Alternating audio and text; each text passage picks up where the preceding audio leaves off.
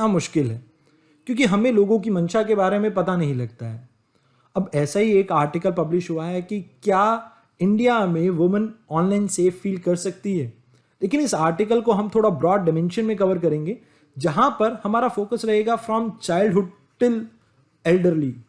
मतलब कि हम वुमेन पर्सपेक्टिव भी यहां पर डिस्कस करेंगे, लेकिन उसके साथ साथ चिल्ड्रंस की कैसे वर्नेबिलिटी इंक्रीज होती है साइबर वर्ल्ड में, हम उसको भी डिस्कस करेंगे, प्लस एल्डरलीज के इश्यूज को भी डिस्कस करेंगे यहां पे। अब इस आर्टिकल में कुछ एक स्टोरीज दी गई हैं जहां पर ये बताया गया है कि कैसे हम अपने आप अपनी खुद की सिक्योरिटी को ब्रीच कर देते हैं, खुद को एक ऐसी सिचुएशन में डाल देते हैं जहां से निकल पाना हमारे लिए कई बार बहुत मुश्किल हो जाता है।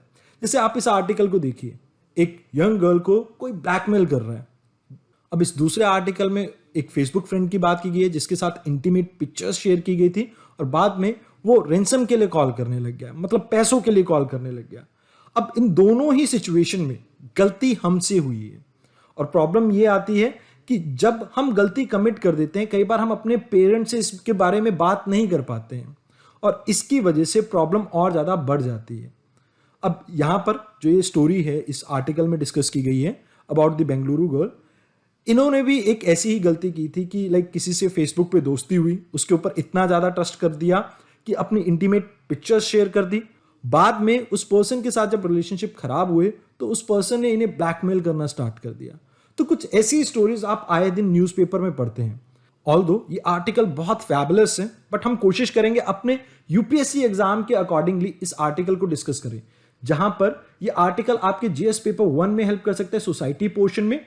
इसके अलावा जीएस पेपर 2 में सोशल जस्टिस टॉपिक से आप इसे रिलेट कर सकते हैं, साथ के साथ जीएस पेपर 3 में साइबर सिक्योरिटी से, एंड लास्टली आप एथिक्स में भी इसके केस स्टडीज को यूज कर सकते हैं, क्योंकि कुछ कहानियां ऐसी भी हैं इसमें जिनको आप एथिक्स में यूज कर सकते हैं। आइए शुरुआत करते हैं आज के इस आर्टिकल की। इस वीडियो को शुरू करने से पहले मैं आपको अपने प्रारंभ 4th बैच के बारे में बताना चाहूंगा। ऑल्दो पिछली कई वीडियोस में आप इसके बारे में सुन चुके हैं और आप में से कई इस ऐड को स्किप भी कर देंगे, बट स्टिल मैं आपको बताना चाहूंगा कि हमारा कोर्स स्टार्ट होने वाला है 14 नवंबर से, जो कि 2023 के स्टूडेंट्स के लिए है, और काफ़ी अच्छा मौका है इनके लिए, क्योंकि यहाँ पर हम आपको कुछ ऐसे हाईलाइटेड टॉपिक्स देने वाले हैं जिनसे आप अपनी जो प्रिपरेशन की हाइट है उसे इंक्रीज कर सकते हैं। मतलब आप उस लेवल पे जंप कर सकते हैं जहां से आपके लिए पेपर को क्लियर करना काफ़ी ईजी रहेगा। अगर इस कोर्स से रिलेटेड आपकी कोई भी क्वेरी हो तो आप हमें कॉल कर सकते हैं 7007931912 पे, या आप हमें मेल कर सकते हैं info@onlyias.com पे। आइए अब देखते हैं क्या ऑथर ने कहा, क्या कुछ इस न्यूज़ आर्टिकल में हमारे लिए इंपॉर्टेंट है। देखिए, ऑथर ने कुछ चीज़ें बहुत अच्छी कही हैं, जहां पर ये कहते हैं कि भारत में अभी जो जनरेशन है वो नेक्स्ट जनरेशन है, that is generation Z. X वाला टाइम गया, जेड वाला टाइम आ चुका है, जहां पर 27% पॉपुलेशन इस जनरेशन जेड है। इसके अलावा अगर इंडिया की बात करें तो इंडिया की 34% अभी की पॉपुलेशन ऐसी है जो साल 2000 या उसके बाद पैदा हुए हैं। लेकिन इन सब के पास एक चीज कॉमन है, दैट इज इनके पास ऑनलाइन एक्टिविटीज का एक्सेस है, और ये कहीं ना कहीं इनके लिए काफी खतरनाक साबित हो सकती है। क्योंकि आप देखते हैं जनरली आजकल बच्चे टिकटॉक पे एक्टिव हैं, ऑल्दो अब तो गवर्नमेंट ने बैन कर दिया, नहीं तो बहुत से लोग वहां पर भी डांस वगैरह किया करते थे। उसके अलावा इंस्टाग्राम आप देखते हैं, फेसबुक आप देखते हैं, व्हाट्सएप, बहुत सी ऐसी अपॉर्चुनिटीज हैं, टिंडर एंड ऑल, जहां पर लोग एक दूसरे के कांटेक्ट में आते हैं। बट कहीं ना कहीं जब एक दूसरे के कांटेक्ट में हम आते हैं तो हम अपनी सेफ्टी और सिक्योरिटी को जेपरडाइज कर देते हैं। तो यहां हम इन सभी पैमानों के बारे में बात करेंगे कि कैसे ऑनलाइन क्या क्या खतरे हैं, और लास्ट में हम बात करेंगे कि कैसे इन खतरों को हम कम कर सकते हैं। अब इसके लिए सबसे पहले मैं आपको यह समझाना चाहूंगा कि आज का सबसे पहला खतरा है फिजिकल हेल्थ के ऊपर। फिजिकल हेल्थ के ऊपर कैसे? देखिए, कई बार हम अपनी इंफॉर्मेशन अपने स्टेटस के थ्रू सबको बता देते हैं, गोइंग टू वैष्णो देवी, जय माता दी। अब ऐसा ही कुछ स्टेटस एक हमारे पड़ोसी ने लगाया था। क्या हुआ था, 2018-19 की ये घटना है। हमारा ना पड़ोस में एक भैया की शादी हुई थी, उन भैया का नाम था राजीव। राजीव भैया की जो वाइफ है उनको मतलब इंस्टाग्राम और फेसबुक का बहुत शौक था। आई डोंट नो मतलब उस टाइम इंस्टा था कि नहीं, बट फेसबुक होगा आई गेस। तो उन्होंने अपने स्टेटस पे लगा दिया कि गोइंग टू वैष्णो देवी, जय माता दी। अब उन्हीं के कोई फ्रेंड सर्कल में होगा या फ्रेंड के आगे फ्रेंड सर्कल में होगा, क्योंकि जब हम लाइक करते हैं किसी की फोटो तो हमारे मतलब फेसबुक पे शायद वो शो होती है दूसरों को भी, पहले तो होती थी, अब मेरे को नहीं पता। तो उनके उस स्टेटस को किसी और ने भी देखा होगा जिसकी मंशा अच्छी नहीं थी।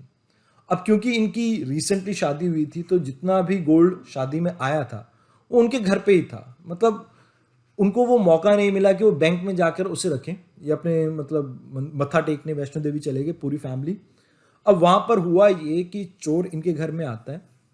इनके घर में ब्रेड वगैरह पड़ी थी, कुछ खाने पीने की चीज़ें पड़ी थी, तो चोर ने बहुत अच्छे से पूरा एक आध दिन इनके घर में बिताया है, जहाँ पर आराम से तसल्ली से इनके घर में चोरी की है और मिठाई वगैरह खाई है।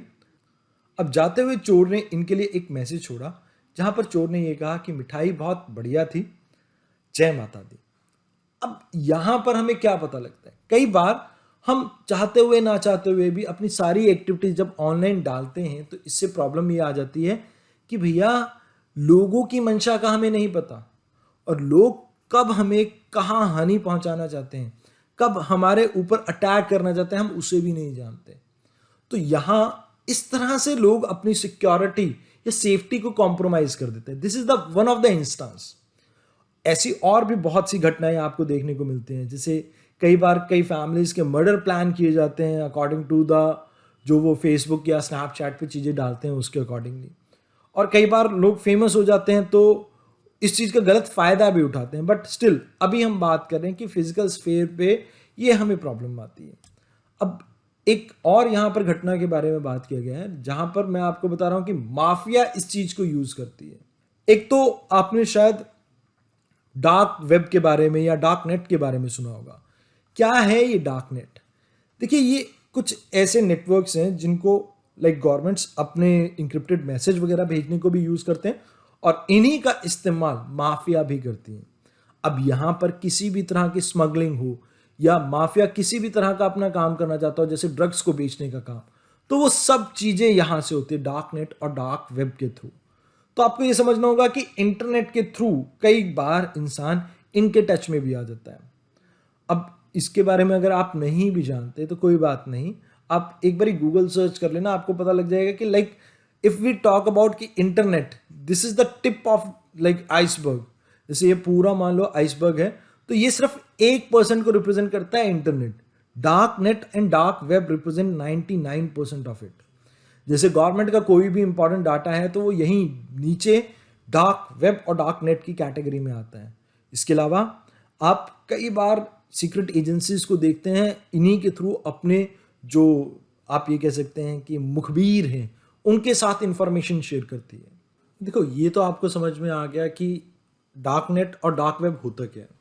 अब यहाँ कुछ चीज़ों के और के बारे में बात कर लेते हैं। कई बार आप ये देखते हैं कि पर्सन ने कुछ कमेंट किया और उसके कमेंट की वजह से उसे ऑनलाइन ट्रोल किया जाता है। तो इस ट्रोलिंग की वजह से कई बार लोग अपना कॉन्फिडेंस तक खो देते हैं और इवन सुसाइड तक कमिट करने की स्टेज पे पहुंच जाते हैं।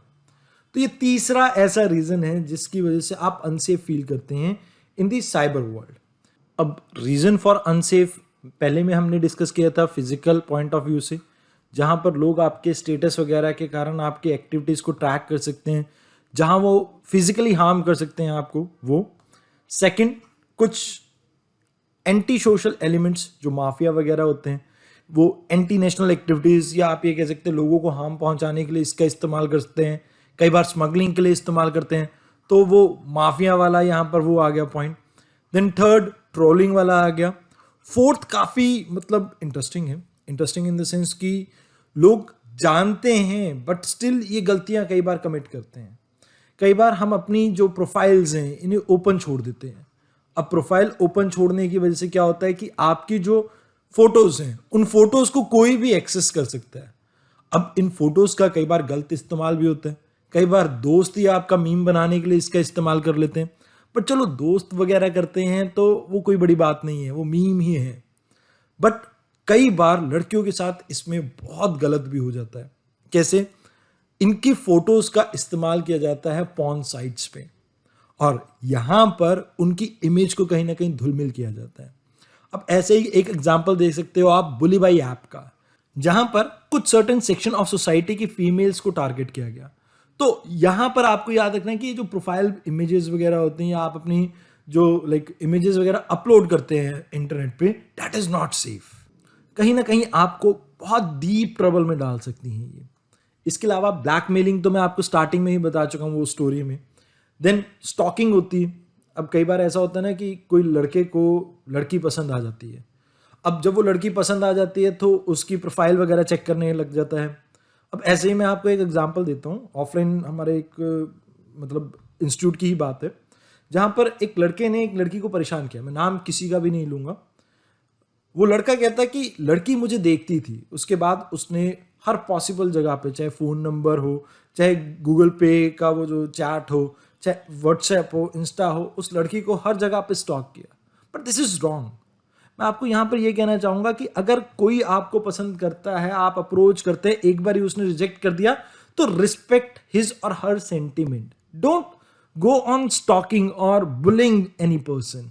तो यहाँ पर जैसे आप इस रिकॉर्ड को देखते हैं, ये नेशनल क्राइम रिकॉर्ड ब्यूरो का रिकॉर्ड है 2017 का, ऑल्दो थोड़ा पुराना लग रहा है आपको, बट स्टिल इसके बाद कुछ ज़्यादा रिकॉर्ड हमारे पास आया नहीं है। तो इसमें ये कहा जाता है कि ऑलमोस्ट 300 से ज़्यादा केस स्टॉकिंग और बुलिंग के महाराष्ट्र में आए हैं। उसके अलावा इंडिया के अंदर सबसे ज़्यादा साइबर क्राइम देखा गया है जैसे उत्तर प्रदेश में। साथ के साथ ये जो साइबर क्राइम्स है पहले की तुलना में बहुत तेजी से बढ़ रहे हैं। मतलब ऑलमोस्ट 50% का इंक्रीमेंट देखने को मिल रहा है हर साल इन केसेस में। और जैसे जैसे लोग ज़्यादा से ज़्यादा इंटरनेट एंड इन चीज़ों की फैसिलिटीज़ को यूज़ करेंगे तो ये चीज़ें और ज़्यादा बढ़ जाएंगी। अब एक और कैटेगरी की प्रॉब्लम आती है, दैट इज सेक्सटिंग। आप सोच रहे होंगे ये सेक्सटिंग क्या होता है, मैंने टेक्सटिंग सुना है, ये सेक्सटिंग क्या होता है।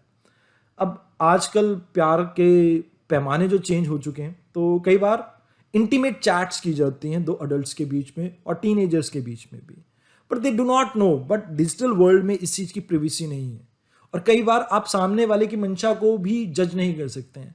अब वो पर्सन हो सकता है कि आपके मैसेजेस को किसी और को दिखाए, तो प्रॉब्लम वहां पर भी आ जाती है। दैट्स वाई मैं यही कहूँगा कि the cyber space is not safe, क्योंकि आपके पास वो सेफ्टी नेट नहीं है, आपके पास वो चीज़ों के ऊपर कंट्रोल नहीं है।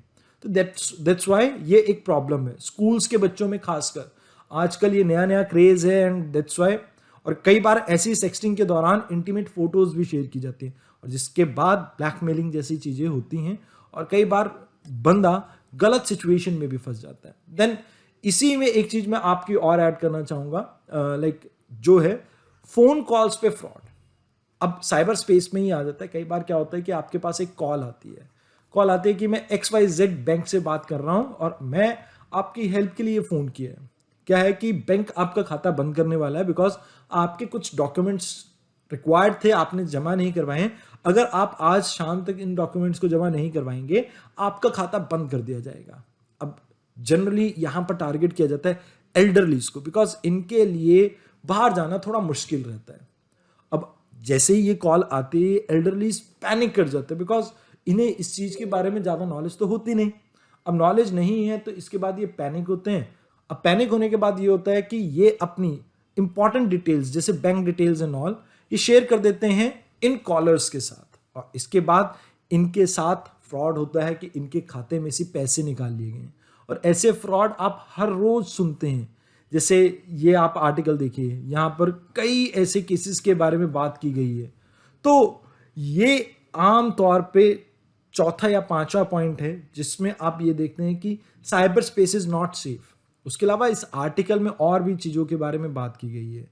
जैसे यहाँ पर खासकर बात की गई है वुमेन्स के बारे में, because sometime they do not have the safety net on the social media platform. अब होता ही है कि वो जैसे कई बार होता है ना कि आप किसी को जानते नहीं हैं, अनवांटेड कॉन्टेक्ट्स, आप उसे अवॉइड करना चाहते हैं, बट वो सेफ्टी नेट कभी प्रोवाइड ही नहीं किया जाता है सोशल मीडिया प्लेटफॉर्म पे कि आप इन पर्सन्स को आप इंगेज नहीं करना चाहते तो अवॉइड कैसे कर सके, उसके बारे में कुछ नहीं होता। तो इसकी वजह से कई बार सिचुएशन ख़राब हो जाती है। सिचुएशन ख़राब इन द सेंस कि पर्सन अलग अलग आईडीज़ या अलग अलग फ़ोन से कॉल करके परेशान करने लग जाता है, अलग अलग नंबर से व्हाट्सएप कॉल्स आती हैं, तो वो प्रॉब्लम रहती है। अब प्रॉब्लम रहती क्यों है? क्योंकि सोसाइटल माइंडसेट ऐसा है। अगर कोई लड़की के रिलेटेड इश्यूज रहता है तो हमेशा गलती लड़की की मानी जाती है, और बाद में अगर कोई मेजर इशू हो जाता है जैसे निर्भया कांड और वैसा कोई इशू आता है, तो उसके बाद प्रोटेक्ट आवर सिस्टर और डॉटर करके ये लोग रिएक्ट करते हैं, और इस रिएक्शन में ये कहा जाता है कि सोसाइटी में लड़कियां सेफ नहीं है। जैसे कि यहाँ पर कहा जाएगा कि ऑनलाइन इन्वायरमेंट में लड़कियां सेफ नहीं है, तो उन्हें ऑनलाइन जाना ही नहीं चाहिए, लड़कियों को इंस्टाग्राम यूज नहीं करना चाहिए। तो कुछ वैसे मेजर्स के बारे में बात की जाती है। तो ऑथर इसके बारे में कहते हैं कि ये गलत अप्रोच है। हमें कोशिश करना चाहिए कि हम कैसे इनको सेफ्टी नेट प्रोवाइड कर सके, सो दैट ये अपनी जो डिमांड्स हैं, like if they want to express themselves on Instagram, Facebook, Twitter, anywhere, they can do it. They do not have to worry about the situation. यहां पर अभी law makers के पास बहुत अच्छी अपॉर्चुनिटी है एज पर द ऑथर, जहां पर ये अभी आईटी रूल्स को कहीं ना कहीं अमेंड कर रहे हैं, और इसमें कमेटीज को इस चीज को ध्यान में रखना चाहिए कि कैसे वुमेन सेफ्टी के ऊपर वर्क कर सकते हैं। इसके अलावा एल्डरलीज, क्योंकि हम कह रहे हैं कि डिजिटल पेमेंट्स को हम बढ़ावा दे रहे हैं, तो एल्डरलीज के साथ जो फ्रॉड वगैरह होता है हम उसे कैसे कम कर सकें। और टीन एजर्स में, जैसे मैंने आपको कहा ना, ये सेक्सटिंग, सेक्सटॉर्शन एंड ऑल, ये जो चीजें चल रही है, इंटीमेट पिक्चर्स वगैरह शेयर करना एंड टिंडर एंड ऑल, तो यहां पर जो लड़का और लड़की की प्रिवेसी ब्रीच होती है, उसके लिए हम कैसे बेटर वे में लॉ फॉर्म कर सकें, हमें उसके ऊपर फोकस करना चाहिए। इसके अलावा हमें यहाँ पर कोशिश ये भी करनी चाहिए कि टीन एजर्स को इन प्रॉब्लम्स के बारे में थोड़ा गाइड करें, so that they know how to be responsible. क्योंकि कई बार हम इन चीज़ों के बारे में अपने बच्चों से बात नहीं करते, तो प्रॉब्लम ये रहती है कि उनको इस बारे में नॉलेज भी नहीं रहती है। लास्ट में एक फ्रॉड और भी है जो मैं आपके साथ डिस्कस करना चाहूँगा, दैट इज़ मैरिज फ्रॉड। आपने कई बार एक न्यूज़ आर्टिकल देखा होगा, अक्सर ये जैसे जीवन साथी या अदर मैट्रिमोनियल साइट्स है ना, जैसे शादी.com एंड ऑल, इसमें प्रॉब्लम क्या होती है कि लोग अपनी फेक प्रोफाइल्स बनाते हैं। अब फेक प्रोफाइल बनाकर क्या करते हैं, लड़कियों को फंसाते हैं और उनसे पैसा लूटते हैं, और कई बार उनकी इंटीमेट फोटोज को क्लिक करके उनको ब्लैकमेल करते हैं। तो ये भी एक प्रॉब्लम है। जैसे पुणे की एक टेकी के साथ अभी रिसेंट टाइम में ये हुआ था, जिससे 11 लाख रुपए ठग लिए गए। इसके अलावा रिसेंट टाइम में दिल्ली में भी ये चीज हुई है। तो ये भी एक मेजर कारण है जिसकी वजह से मैं ये कहूंगा कि like women's do not feel safe. And last में that is sextortion, revenge porn. अब इससे कोई नहीं बचा है, not even the common people and even MLA. अब यहाँ कई बार क्या होता है कि like you get intimate with your like partner, और इस चीज को रिकॉर्ड कर लिया जाता है। अब जैसे दो अडल्ट्स के बीच में किसी भी तरह का रिलेशन हो, it's their choice, and here some time लोग इस चीज का गलत फायदा उठाते हैं। खासकर इसकी रिकॉर्डिंग ओयो टाइप्स जो होटल्स रहते हैं उनमें होती है। प्रॉब्लम यह है कि जो इंटीमेसी है उनके बीच की, इसको रिकॉर्ड करके कई बार उन्हें ब्लैकमेल किया जाता है। तो दैट्स सेक्सटॉर्शन एंड ऑल। आप इसको भी ऐड कर सकते कि कई बार ये भी एक प्रॉब्लम क्रिएट कर देते साइबर वर्ल्ड में, बिकॉज यहां पर इन वीडियोस को कई बार ब्लैक मार्केट में बेचा भी जाता है। जैसे चाइल्ड पोर्नोग्राफी को बेचा जाता है, जैसे कपल्स की इंटीमेट मूवीज को बेचा जाता है। तो वो भी एक प्रॉब्लम रहती है for the safety of general public.